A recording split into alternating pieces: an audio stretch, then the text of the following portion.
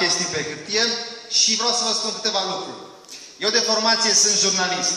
Eu am intrat în Fundația Mișcarea Populară în vara anului trecut, crezând că România are nevoie de un proiect de dreapta. Pentru că avem un partid monstru, PSD pe stânga, care este un partid stat și toți baronii lui merg la pușcărie acum rând pe rând.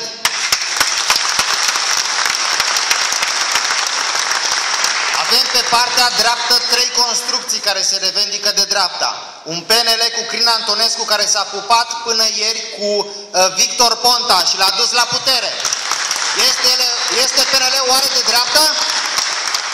Avem un partid democrat-liberal care a uitat care sunt valorile de dreapta și a uitat cine a dus România înspre Uniunea Europeană și spre o justiție independentă. Și acesta a fost Traian Băsescu a dus România acolo.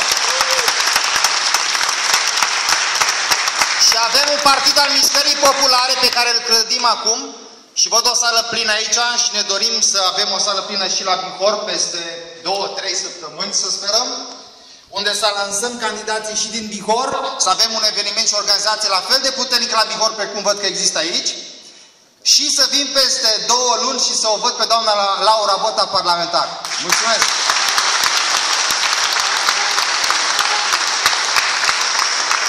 Cum vedeți și dumneavoastră, partidul nostru este tânăr. A doua surpriză din această